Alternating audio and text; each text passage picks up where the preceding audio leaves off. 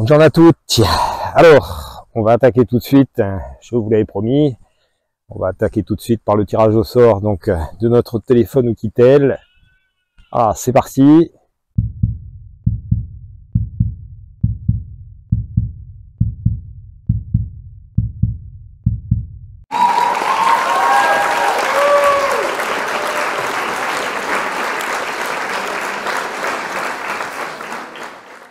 Allez, félicitations donc à Olivier. Je t'invite à m'envoyer tes coordonnées donc à l'adresse mail qui s'affiche, donc l'adresse mail de la chaîne, contact@cvtrestauration.fr, de manière à ce que tu nous transmettes ton adresse et qu'on t'envoie ce téléphone au plus vite. Voilà. Alors, cette semaine, on est encore sur la 4L pour une raison toute simple, c'est que j'ai reçu la semaine dernière la caisse de l'AMG. Malheureusement, pour l'instant, le budget suit pas. Donc, il y a un certain nombre d'opérations que je voudrais réaliser que je ne peux pas tant que je n'ai pas dégagé le fameux budget. Donc, ce qui m'oblige pour l'instant à travailler sur des véhicules modernes. Ce qui... Au sud. Bon, désolé, hein. Désolé. Oui. Donc voilà, donc je suis dans l'obligation de travailler sur des véhicules modernes pour arriver à dégager ce fameux budget. Et là, malheureusement, cette semaine, j'ai travaillé sur... ceux qui me suivent sur Instagram savent de quoi je parle. Alors, formule consacrée, toujours la même chose. N'oubliez pas de vous abonner si vous voulez suivre la suite de ces restaurations. De vous abonner aussi à notre compte Instagram et au compte Facebook. Vous pouvez également participer à la cagnotte. Vous avez le lien qui s'affiche. Vous pouvez flasher le QR code. Et puis, bah écoutez, quoi dire de plus, faites-vous plaisir. On se retrouve à la fin de la vidéo.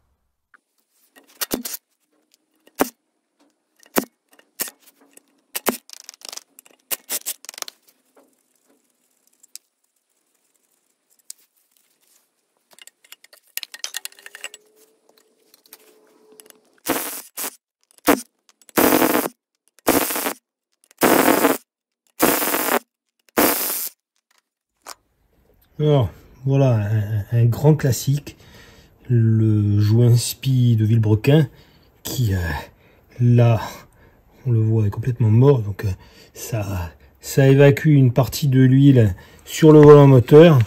Oh. Là, on voit clairement que c'est ce joint-là qu'il faut changer, de manière à maintenir l'étanchéité et éviter d'en avoir de partout sur le bas carter, dans l'embrayage. Voilà, donc, je vais changer ce joint. J'aime bien leur logo, 4L Part. Logo Lego.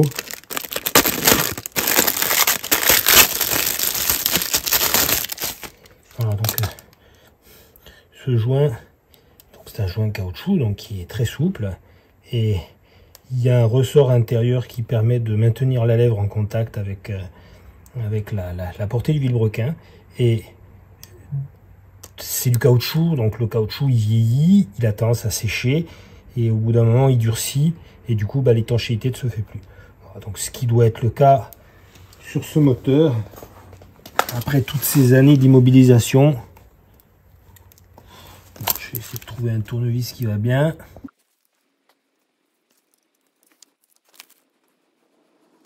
Bon, il n'est pas complètement sec. Il est moins souple, beaucoup moins souple que le nouveau, ça c'est une certitude. Je vais mettre un petit coup de nettoyant frein et je vais mettre le nouveau.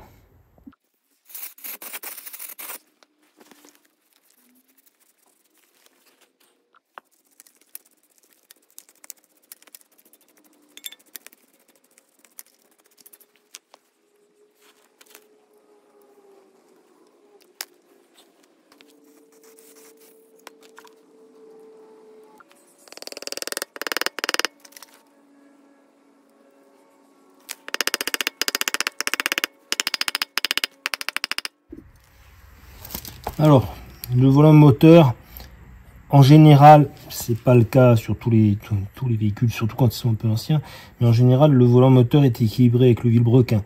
Donc bon, là, sur le vilebrequin, il n'y a pas, sur certains moteurs, il y a un guide.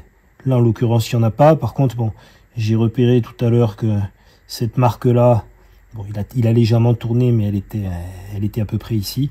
Donc, je repositionne sensiblement le volant moteur au même endroit. Et puis, j'en profite pour mettre une petite goutte de Loctite sur chacune des vis. Et après, bah, l'ordre de remontage est identique à l'ordre de démontage. Je serre tout ça et je serrerai au couple. Je serrerai au couple une fois que c'est dessus. Alors, je conseille, quand il n'y a pas de guide pour les volants moteurs, prenez, alors soit vous faites une petite marque. Là, par exemple, il y a le 5 avec un petit peu de blanco, vous faites une marque là. Bon, moi, il se trouve que j'ai repéré que il était sur, voilà, il était dans la lignée de ce trou là, sachant qu'il y a un perçage d'équilibrage ici, c'est le seul. Donc, il ne pouvait aller qu'ici. Voilà, donc là, je vais resserrer et après, je remets le mécanisme. Je vais remettre donc le disque d'embrayage. Bon, il n'est pas vieux, hein, effectivement. On voit que c'est un disque qui n'a pas beaucoup roulé. Bon, le mécanisme, c'est pareil. C'est vrai que visuellement, il n'est pas terrible, mais bon, de toute façon, ce sont des pièces qu'on ne voit pas vraiment, puisqu'on est quand même collé entre la boîte et le moteur. Donc, je vais remettre cet embrayage. De toute façon, il n'était pas prévu d'en mettre un neuf. Il va parfaitement faire le job. Je pense celui-ci est reparti pour quelques milliers de kilomètres sans problème. Alors, un autre petit détail technique, le plus souvent, il y a marqué sur les disques d'embrayage, il est indiqué flywheel side, donc côté volant moteur, hein, flywheel signifiant volant moteur en anglais. Donc, de toute façon, bon, là en l'occurrence c'est pas le cas, mais très souvent, on n'est pas en mesure de mettre le disque d'embrayage en place comme ça. Bon, là, on voit qu'il est bien en appui. Par contre, si je le mets de l'autre côté, je bute. Bon, donc là, il n'y a pas d'erreur possible. On va le remettre comme ceci. Maintenant, il va falloir que je prenne mon centreur pour pouvoir le mettre en bonne place, de manière à ce que quand je vais réenquiller la boîte dedans, ben, qu'elle soit pile poil en face et que ça rentre tout seul. Voilà, donc ça, ce sont des outils de centrage. Ils sont tous différents parce que, bien entendu, il n'y a pas un embrayage identique. Donc, là, voilà, on est parfaitement centré. Donc, là, ça y est, il est en place. Maintenant, je vais m'occuper de la boîte et ensuite, je vais réaccoupler les deux. Alors, comme sur le vilebrequin, donc là, je vais changer le joint spi. Donc là, il y a l'axe de la boîte qui sort. Donc toute cette partie là est baignée dans l'huile. Voilà. Je l'enfonce encore un petit peu. Et après, je refais le joint papier qui est ici. Bon, je vais le fabriquer moi-même. Et ensuite, je remonte le carter. Allez, l'astuce du jour. J'utilise les cartes marines pour faire mes joints papier. Alors c'est une astuce de mon copilote qui travaille dans la marine, hein, et qui m'expliquait que sur les bateaux, quand ils avaient des joints à refaire, ils s'embêtaient pas, ils prenaient ces cartes. Alors elles ont un avantage, c'est que on ne le voit pas, mais entre les deux ici, il y a un film plastique, ce qui fait que ça leur donne une parfaite étanchéité. Je les ai déjà testés sur la Mini. Donc voilà, je vais me faire celui-ci.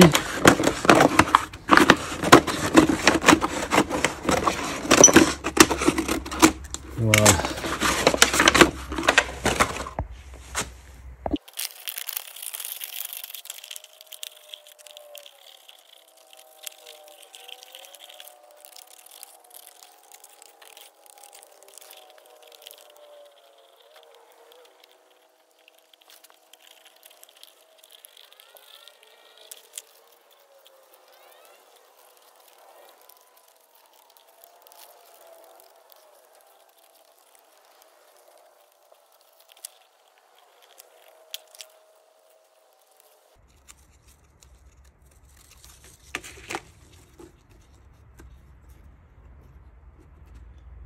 Allez, ça c'est la première étape.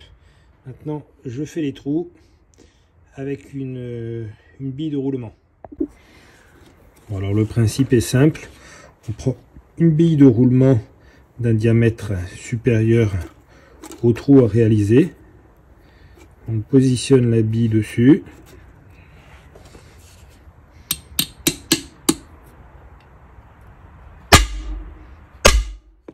Voilà, un coup sec.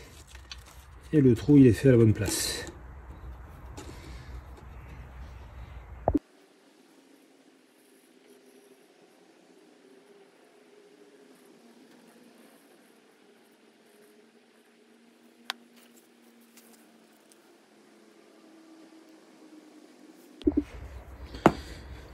Allez, j'ai mis une double couche, comme ça au moins je n'aurai pas de fuite.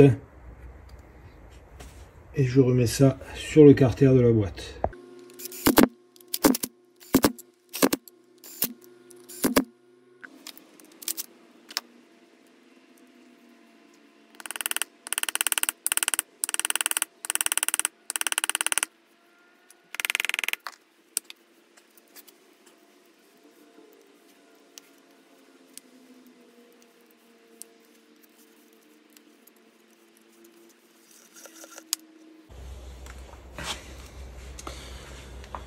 Oh, même opération. Oh, là par contre, ceux-là, ils sont en même temps.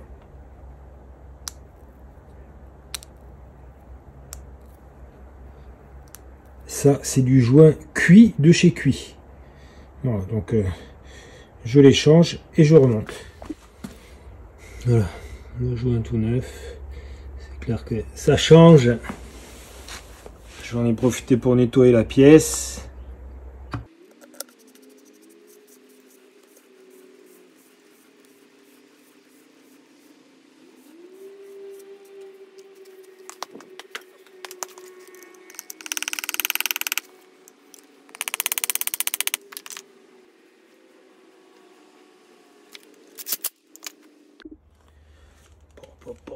C'est dans un état.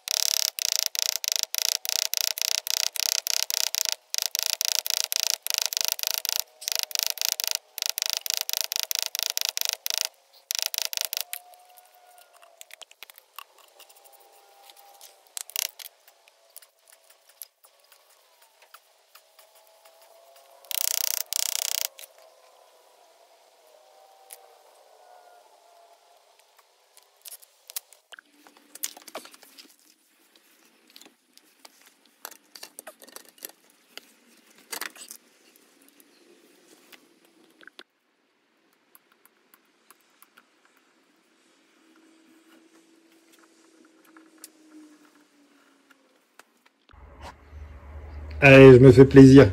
J'ai juste posé le radiateur.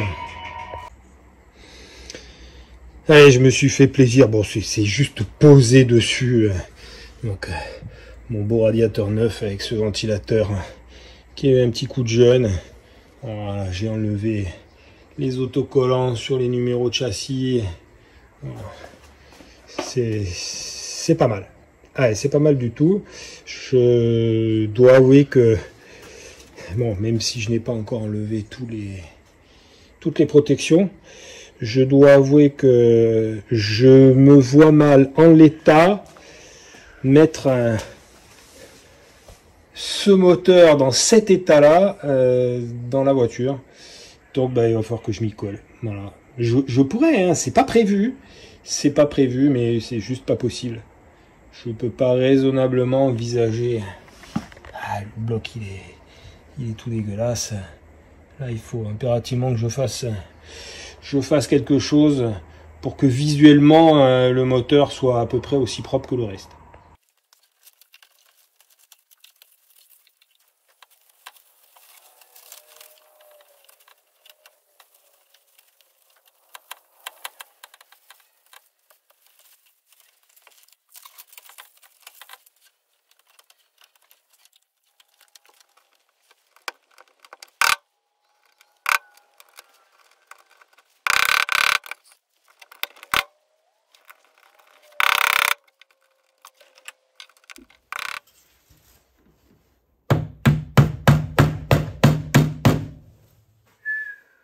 Il était temps.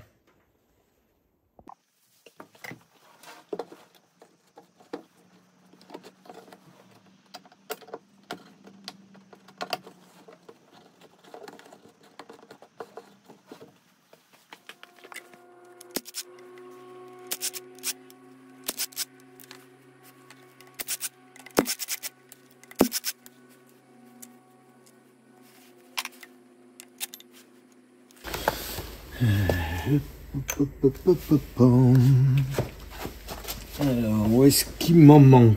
Là,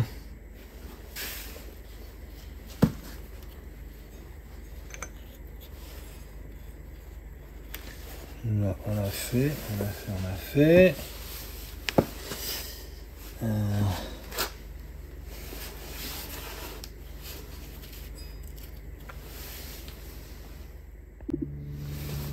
Alors, allez, je vais éclairer un peu mieux avec la lampe de Raymond. Voilà, bah écoute mon ami, elle est fort utile cette lampe. Et de ce que j'en vois, de toute évidence, si je ne dis pas de bêtises, ben, logiquement, il n'y a que le joint qui doit la retenir. Eh oui. Il n'y avait que le joint pour retenir cette pompe à eau. Voilà. Bon, les voies d'eau sont assez propres. C'est plus que positif. Bon, la pompe à eau, j'en ai commandé une neuve. J'espère qu'elle va arriver rapidement.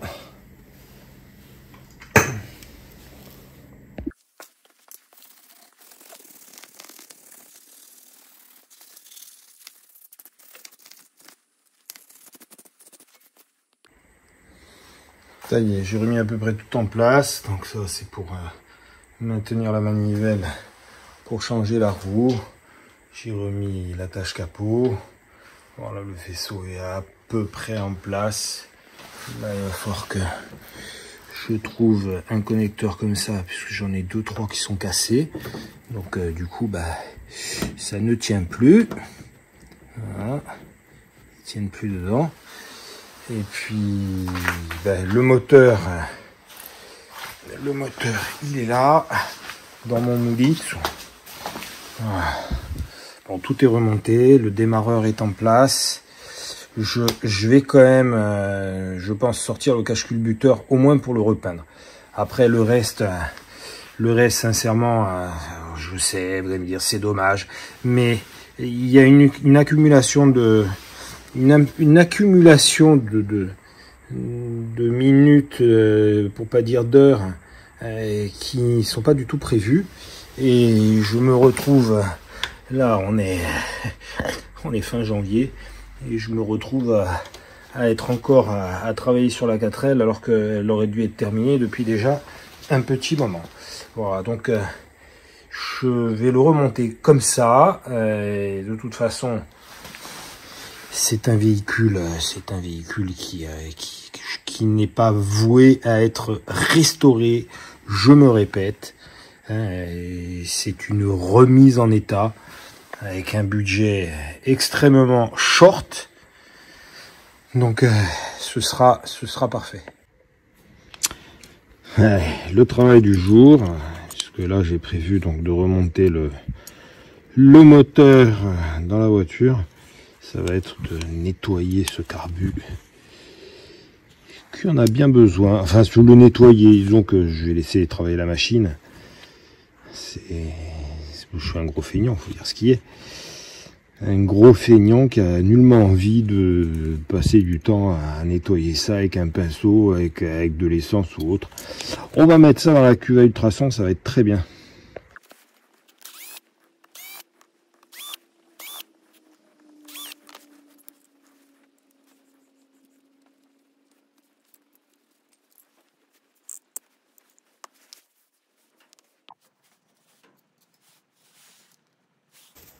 Allez, c'est parti pour la cuve ultrason.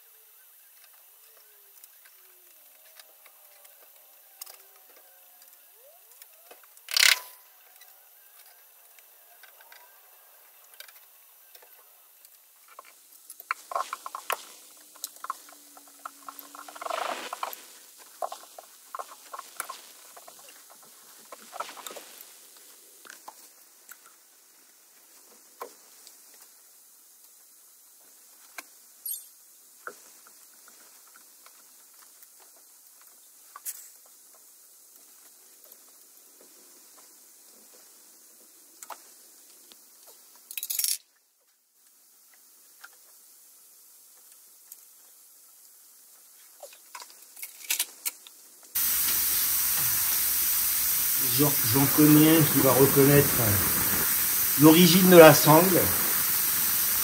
J'en profite pour leur passer mes amitiés. Ils se le reconnaîtront.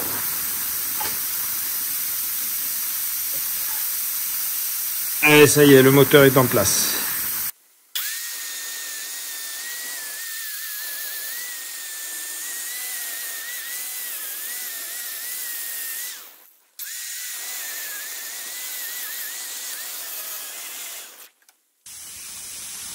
Je vais m'occuper de la direction. Alors, je vais lui mettre un gros coup de nettoyage parce qu'elle en a besoin. En même temps, alors là je pense que le trou, lui, il est d'origine, certainement. Les rotules,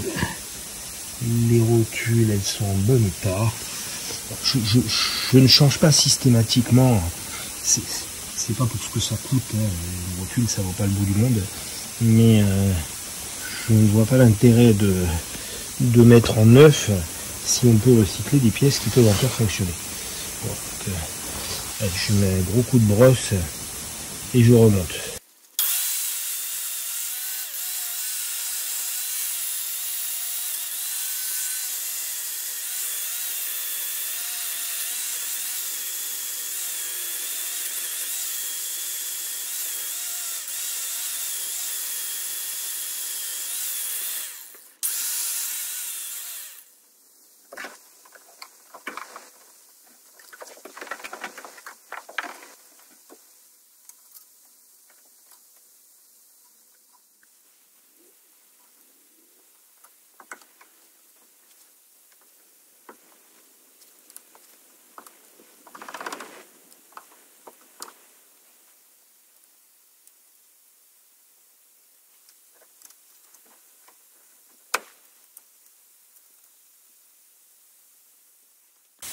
Allez, dans la série des plantages, il faut que je redémonte. En fait,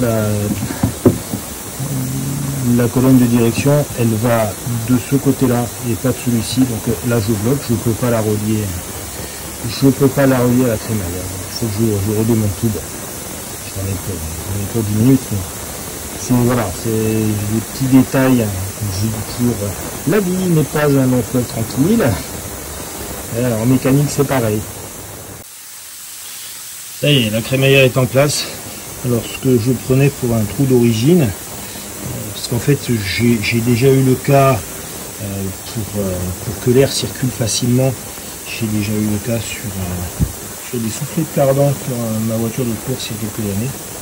Ça m'avait été fortement conseillé par des coureurs de laisser un petit passage d'air pour éviter que quand il y a les allées et venues, quand ça tourne, que l'air puisse s'échapper, enfin bref. Le fait est que là, même si ça a l'air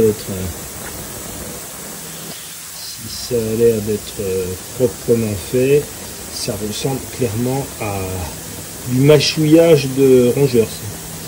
Alors, donc bon, je vais pas changer le soufflet juste pour ça. Je vais mettre une petite pointe de colle silicone, de pâte à joint, et ça va faire l'affaire. Sinon le soufflet en lui-même est en bon état.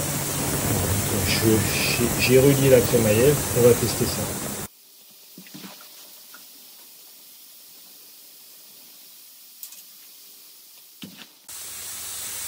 Allez, j'ai mis un petit peu de pâte à joint, je vais attendre que ça sèche et ce sera bon.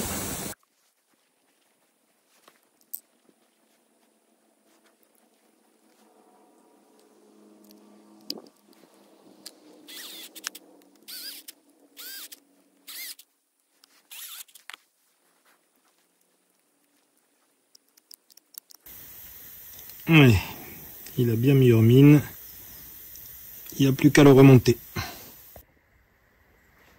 Bon, pour l'instant je n'ai rien branché, j'ai juste posé mon filtre à air.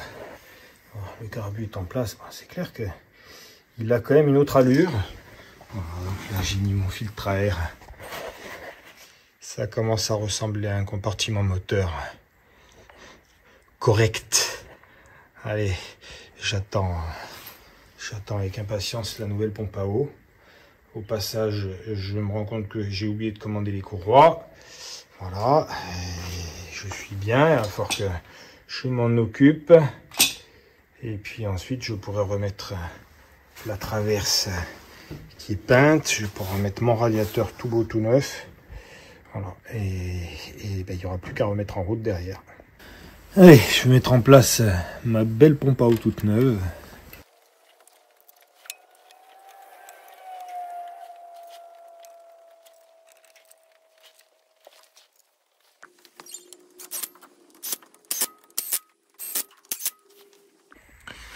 Là, j'ai ouvert la pompe à eau.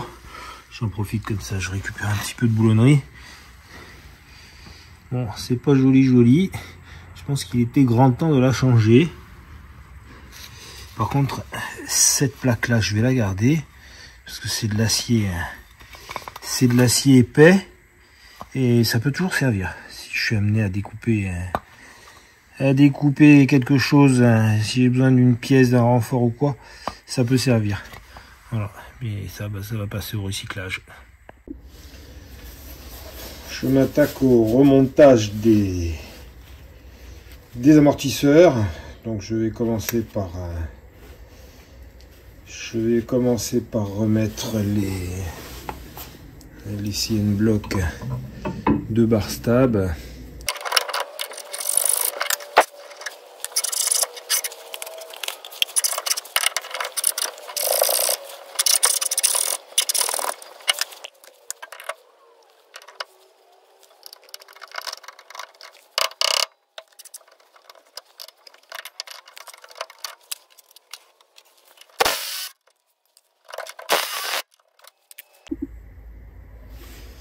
Alors, les conditions de travail, on en parle. Ah, il fait 1 degré dans le garage. Hein. Je vous dis pas ce que ça donne dehors.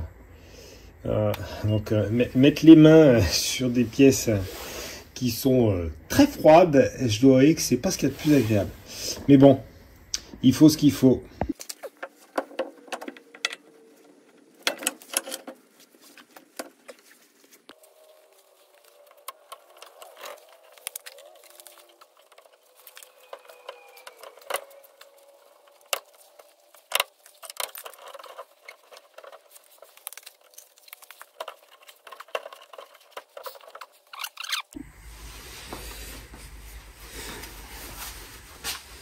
Alors, lors d'une précédente vidéo, en l'occurrence c'était la vidéo sur la Sunbeam, on m'a demandé si j'avais, on m'a suggéré d'utiliser des clés plates à cliquet. Je les ai, preuve en est. Après, je dois avouer que je ne les amène pas sur le terrain, pour une raison assez simple, vous allez comprendre. Ce type de clé c'est très bien, mais il faut éviter de forcer, quoi. C'est pas prévu pour dégripper, enfin pour dévisser des vis qui sont complètement grippées depuis des années. Donc je les garde au garage. Voilà. Là j'en ai l'utilité. Ça va effectivement plus vite qu'une clé plate simple.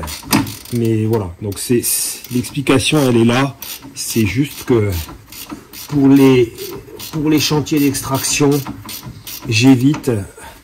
C'est mon deuxième jeu, parce qu'en fait, ce qui se passe, c'est que quand on force trop, bah, le mécanisme à l'intérieur ici, il se flingue, et une fois qu'il est flingué, bah, ça joue encore son rôle de cliquet, mais partiellement, et au moindre petit effort, paf, ça dérape. Donc voilà, c'est juste pour ça.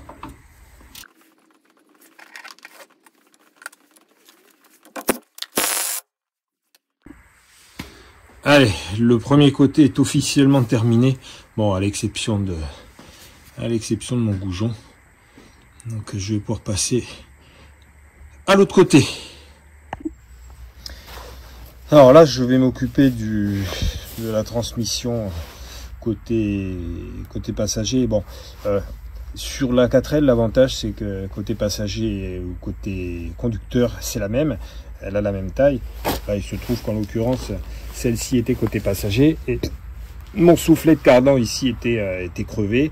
Donc je l'ai sorti. Alors sur ce type de cardan, de toute évidence, il se démonte de ce côté-là. C'est-à-dire que là, je vais sortir le soufflet, je vais désassembler donc la tête de cardan et vraisemblablement doit y avoir un support de bille qui est maintenu par un circlip.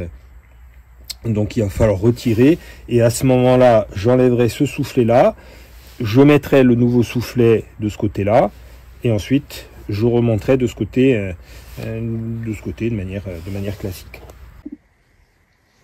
Voilà, on le voit clairement, donc on a bien, c'est bien ce qui me semblait, on a un petit circlip là, donc je vais sortir, ce qui va me permettre d'enlever cette partie-là et de pouvoir faire coulisser mon soufflet ici et de réenquiller le nouveau et remettre ensuite celui-ci et faire la démarche inverse.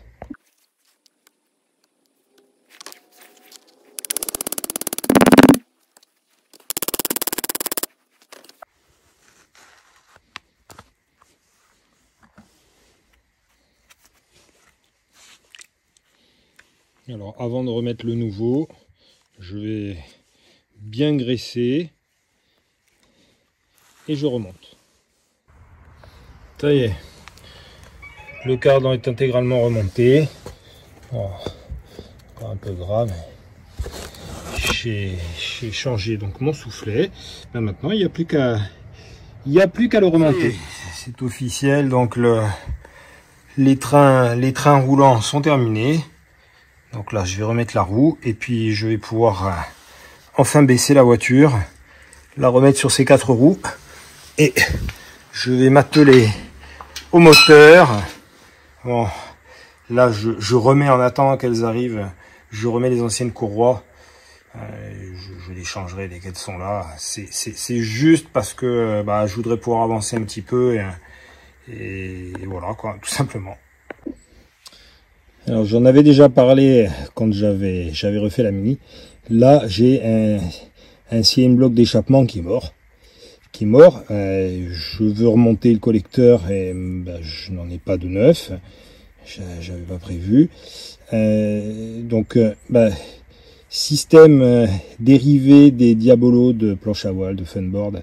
Alors, donc un bout de sangle qui va être pris en sandwich par les écous. Bon, moi je rajoute un petit joint torique, c'est juste pour pouvoir positionner, voilà, comme ça ma sangle est positionnée comme il faut. Donc je remonte ça et c'est juste incassable. C'est-à-dire que quand bien même le caoutchouc lâche, ça tient toujours grâce à la sangle et je me retrouve pas avec un échappement par terre.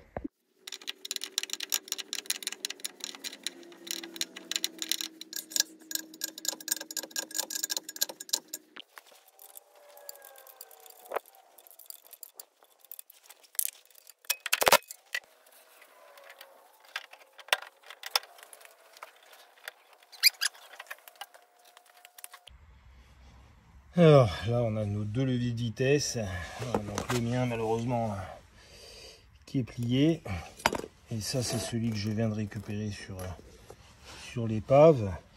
Bon, voilà, c'est le problème souvent d'être sur 2 générations différentes.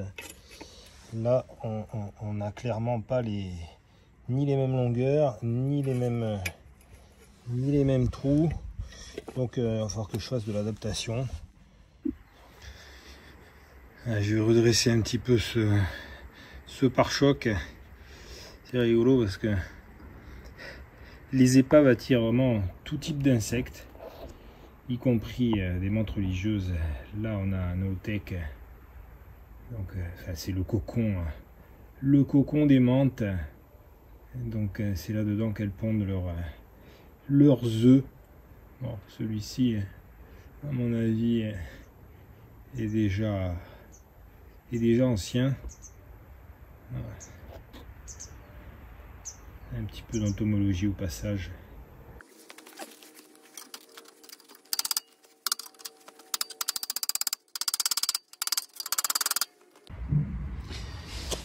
Ouais, c'est pas la panacée.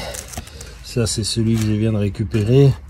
Bon, il est quand même moins rongé. Voilà, il y a quand même toute cette partie-là. Puis on s'en rend pas compte, mais je veux dire que en termes de solidité, il n'y a plus rien. C'est-à-dire que ça n'attend qu'une chose, c'est de se cisailler au moindre petit effort. Bon, donc bon, celui-ci, il va partir au recyclage. En plus, voilà, tout est bouffé. Celui-là, comme je dis, il n'est pas parfait. Bon, il est un petit peu corrodé ici et un petit peu là. Mais je vais lui mettre un gros coup de nettoyage. Je vais essayer de dérouiller au maximum. Et puis bah, on verra un coup de peinture, on verra ce que ça donne. Allez, j'ai bouchonné. C'est du travail rapide. Hein. Alors, je peux pas non plus passer des heures sur un bac, sur un support de batterie. Donc là, je vais lui mettre un coup d'anti-rouille. Et puis je mettrai une couche de protection avant de le remonter sur la voiture. Alors j'ai remis en place donc mon support de batterie. Alors au final j'ai mis une couche d'anti-rouille et par dessus, une fois que c'était sec, il me restait un fond d'anti-gravillon. Donc j'ai pulvérisé l'anti-gravillon. Par dessus, je vais découper dans un bidon d'huile. Je vais découper donc une petite plaque de plastique que je vais mettre donc entre la batterie et son support, de manière à éviter avec les vibrations que petit à petit l'anti-gravillon s'effrite. Et comme ça, c'est reparti pour quelques années. Hein.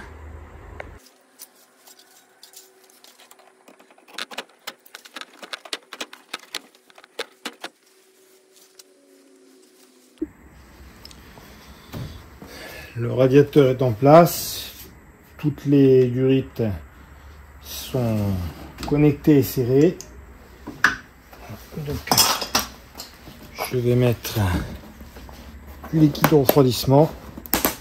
Je remercie pour ça la marque Kenol qui nous avait déjà suivi sur le projet de la Mini et qui là a décidé de continuer son partenariat à la fois sur cette 4L et également sur le projet de la MGB-GT. C'est toujours un plaisir quand il y a des partenaires qui continuent de vous faire confiance. Preuve en est que les projets leur plaisent et que ils ont plaisir à ce qu'on représente leurs couleurs.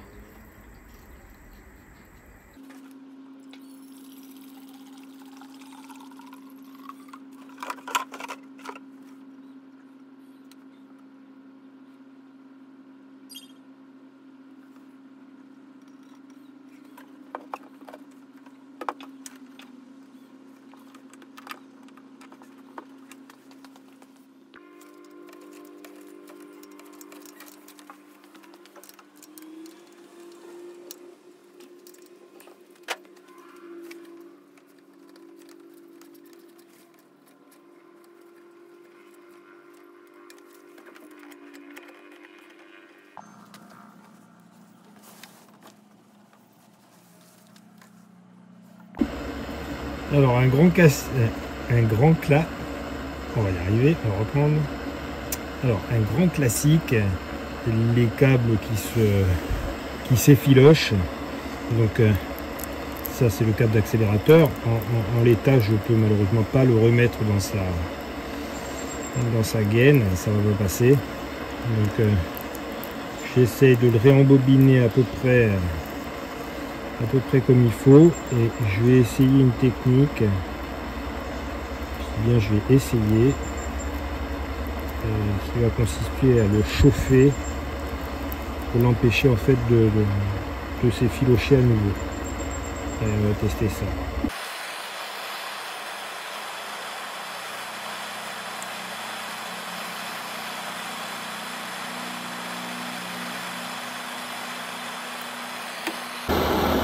Allez, c'est pas trop mal.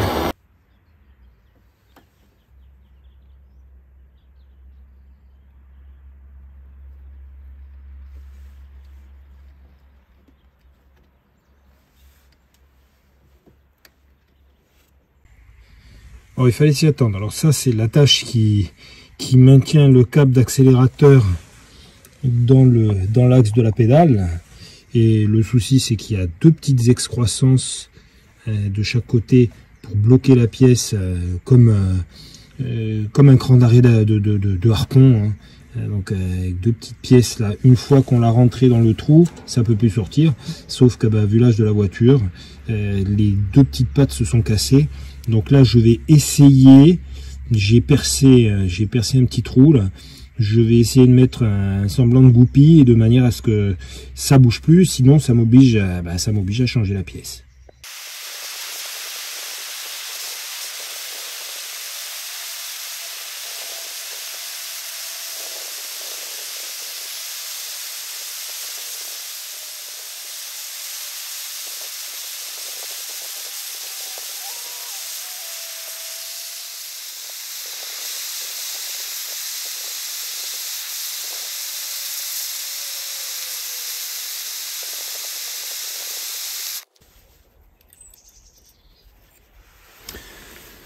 Voilà, allez, je m'improvise ferronnier.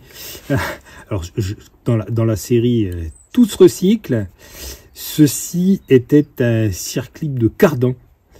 Voilà, donc c'est de l'acier a priori costaud. Donc là, ça va faire parfaitement l'affaire. Voilà, l'idée en fait, c'était de reproduire ce qui existe déjà, mais que je n'ai pas sous la main, et celui-ci est juste un peu trop gros. Voilà, il est en place, on va faire un essai.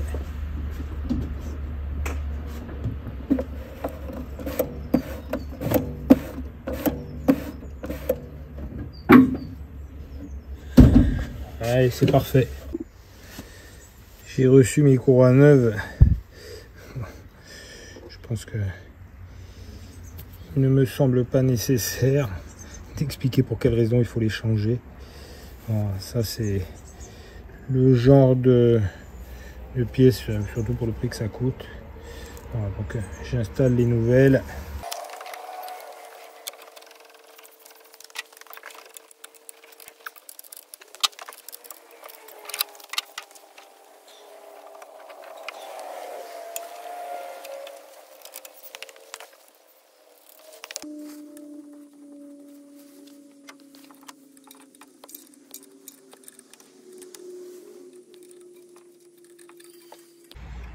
Alors l'intérêt de filmer, là je vous cache pas que depuis le temps que j'ai démonté tout ça, je me souvenais plus exactement où allaient les fils.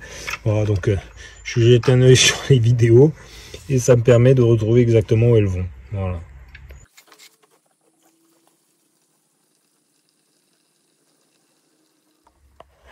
Allez, il fallait qu'on y ait droit. Allez, la mauvaise nouvelle, hein. Le réservoir est pourri. C'est ce qu'on appelle une belle fuite. Bon, je vais quand même voir si je peux pas faire une réparation de fortune. Juste au moins le temps de mettre la voiture en route. On voit clairement le trou, il est pas petit. Alors là j'ai vidangé le réservoir.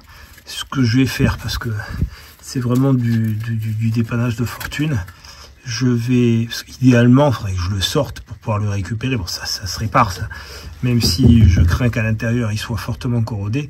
Là, on peut parfaitement faire une soudure à froid avec de l'étain et un fer à souder électrique, donc qui ne dégagera aucune flamme, donc aucun risque d'explosion.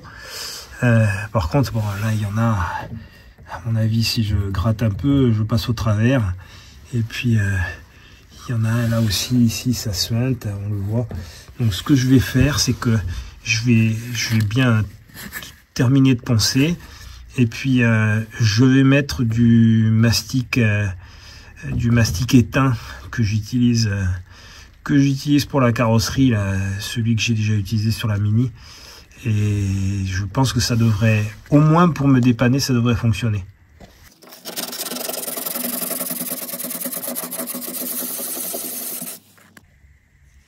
Non, là, je vais mettre ça. Bon, ça, c'est donc le mastic similaire à l'étain qui est vendu par Carros. Voilà, pour l'avoir testé sur la Mini, c'est un super produit. Très dur à penser derrière pour vous dire comme c'est solide.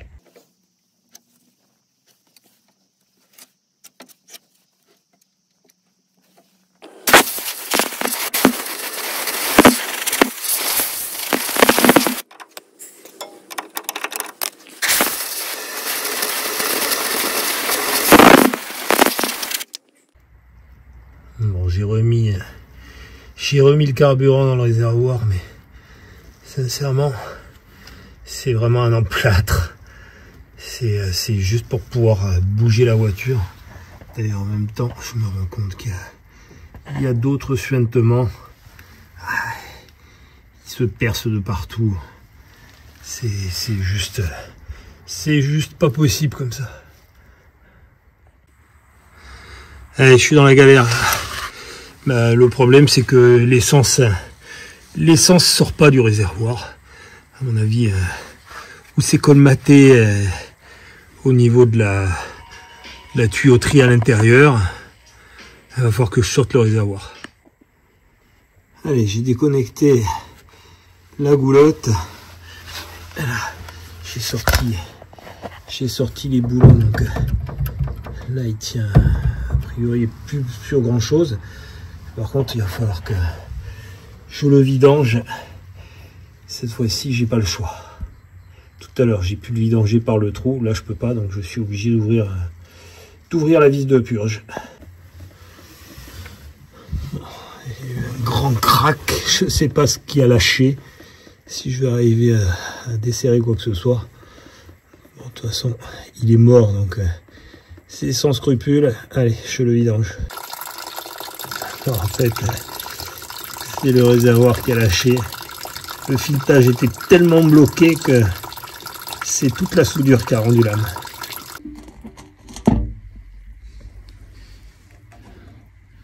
Voilà, l'intérieur du réservoir. Ah, c'est clair que ça ne peut pas marcher. Comment l'essence peut arriver à passer là-dedans? C'est juste impossible. Bon, eh ben, j'y suis d'un réservoir. Oh, c'est impressionnant. Alors maintenant je vais m'occuper donc du levier de sélecteur de vitesse.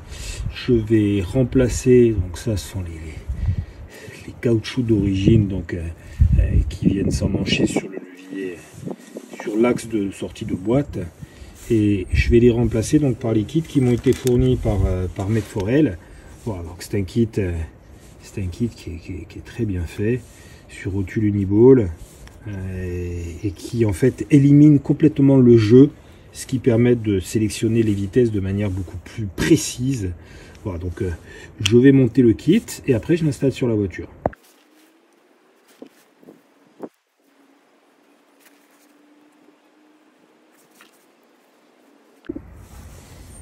Voilà, c'est en place. J'aime bien le petit autocollant Medforel juste devant.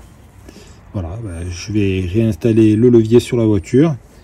Je le remets en route et puis on va aller se balader un peu, hein.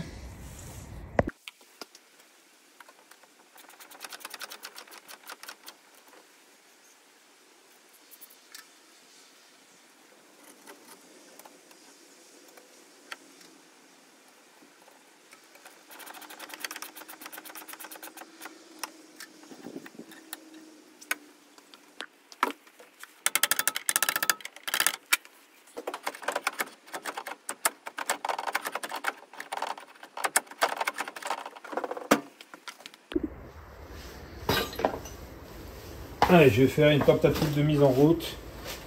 J'ai chanté le réservoir donc en installant une bouteille remplie d'essence. Ne vous étonnez pas de la couleur, c'est de l'essence que j'ai siphonné du réservoir. Donc elle a un petit peu la couleur de rouille, mais ici, je ne sais pas si on le voit à l'image, il y a un filtre à essence. Donc je ne m'inquiète pas pour cette mise en route. Voilà, a priori tout est bon.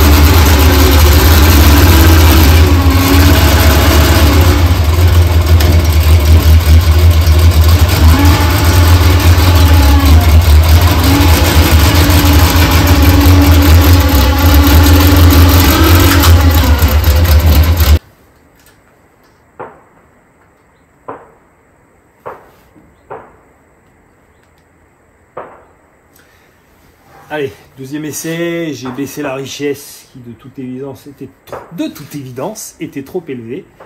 Donc là, logiquement, ça devrait démarrer et tourner à peu près rond.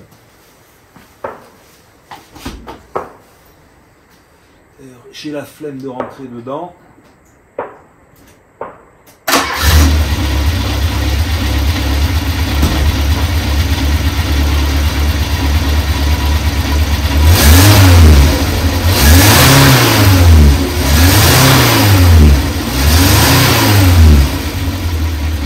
Allez, c'est nickel.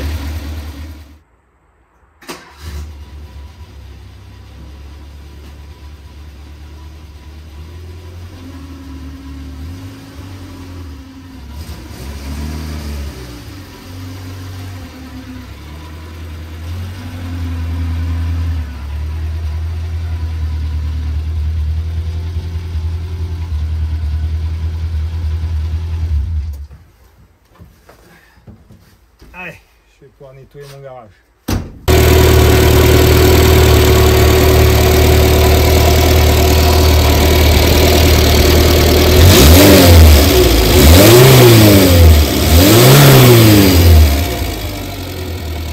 Ça tourne nickel.